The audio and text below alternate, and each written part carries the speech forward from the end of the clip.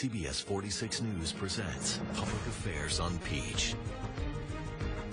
It's that time of year, swim season. But while you're having all that fun in the sun, we want to make sure that you have all the tools you need to keep you and your family safe.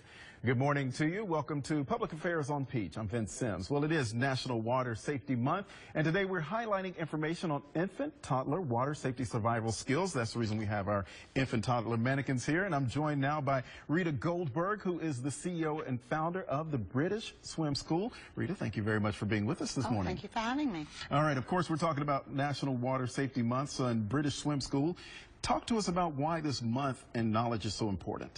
Well, this month features the safety aspects of being around water. And of course, we're not just talking about pools, we're talking about water in general. But I do want to stress that this isn't just this month. This is a year-round connection that everybody should have to the degrees of water safety and to be able to follow the rules. And as we're talking about following the rules and this being a month that gets the attention shown on it, even though it's year-round, you have a pledge for parents that your British Swim School has come up with. We do. We want parents to pledge parental supervision mainly.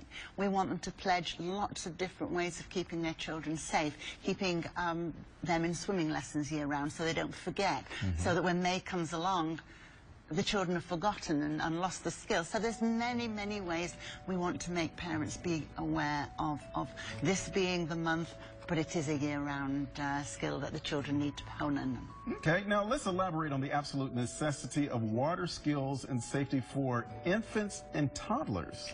Well, as you know, Vince, this world we live in now, more vacations, we have lots more trips, and babies and toddlers, as soon as they can move, as soon as they can crawl, are very, very apt to be attracted to water. And it's very, very, very sad how many children either lose their lives or are terribly injured, and we can prevent this.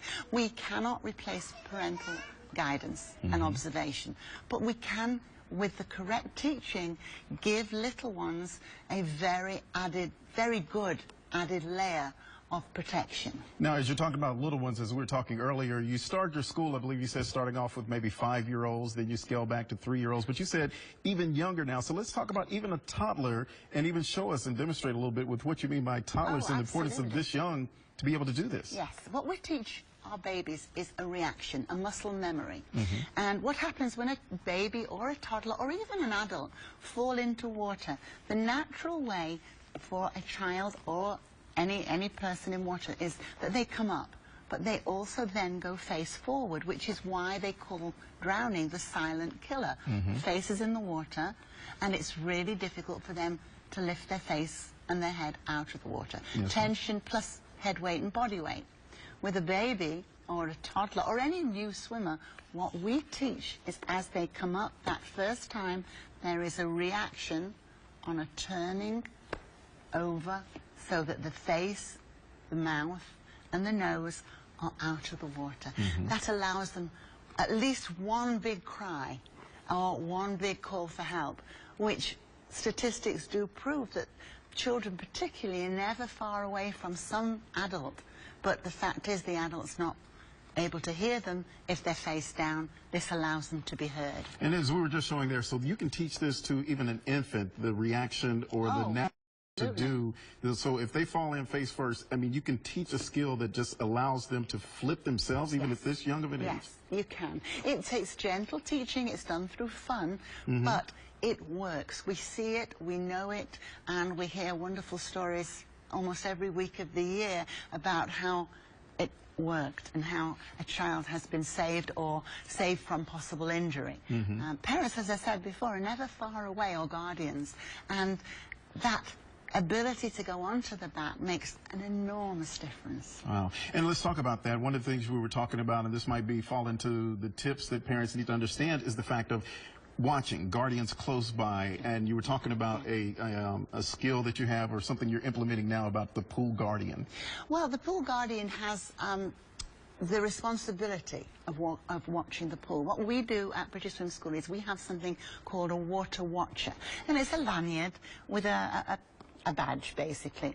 And if I were to give this to you, and we're at a party around a pool, you are basically the designated driver, the designated water watcher. Okay. Now, you want to go to the bathroom.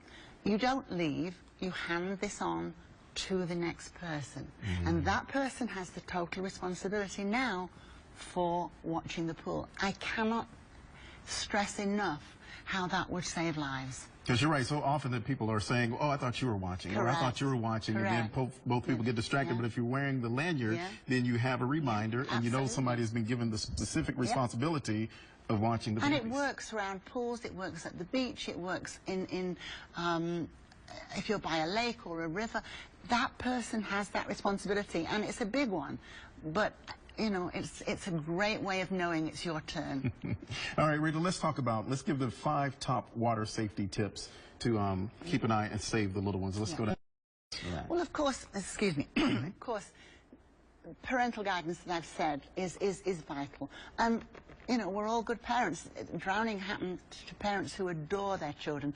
One of the hardest things is everyone thinks, I love my children, it cannot happen to me. And it does. So parental guidance, obviously, supervision. But we know that fails. We know that the best parents in the world... The phone rings. Something happens. You get distracted for just a moment. You turn your back. Correct. Yes, ma'am. So, swimming lessons, in my opinion, is, to me, the next most important thing. If it gives you 10 seconds when that child gives one cry in the water, that, to me, has to be the second most important thing. And I will always suggest that we do that. Followed by, of course, the protection of alarms and gates and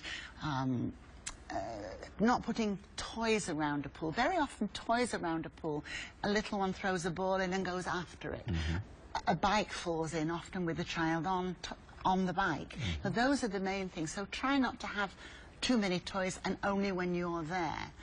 Try. But along with the not toys near it, you need your rescue tools, though. You do need to have those near. Always. And a telephone. That's a really good thing to have handy. God forbid there is an accident, or God forbid there's a child that's somewhere else hurt itself and you can't leave the pool. Those are other ways of securing safety. There are many, but those are the top ones. And then let's talk about, obviously, people to get this sense of security, or maybe false sense of security, from all the things you can buy at the store, the floaties, the things like that. And they're easily removed, and children don't like to walk around a pool wearing any kind of floaty. And we have a specific one for British Swim School, but this is particularly small and fits tightly around the child. But again, this is used for play when a parent is there or a swim teacher is there. But remove them. So do not think because you've got your child around the outside of a pool with a pair of armbands or a floaty that that's a safety factor. It's not. Okay. And as we're talking about all of these safety ideas and things that you can do here, which are very good advice, especially the teaching of the child. Now, this is the British Swim School, and we hear the accent, but this is going to be coming to Atlanta. I'm from Brooklyn, did I not? Oh, yes, it is. We're very, very excited. We have major contracts with fitness centers, and we use their pools, and we're about to open in the next 2 months, we hope, in Atlanta, in many areas, and we're really excited about it because any amount of teaching, the more people that will join us, the more people that will actually become franchisees too. We're looking for franchisees, so if we have anybody out there who wants to become a major swim school owner, please contact us on our website. But yes, we are opening in Atlanta. All right, excellent. So that way we'll be able to teach these little ones how to stay safe in the water. Thank you very much, Rita, for being with us. Oh, it's my pleasure. Very much. Thank you. All right, British Swim School website is there.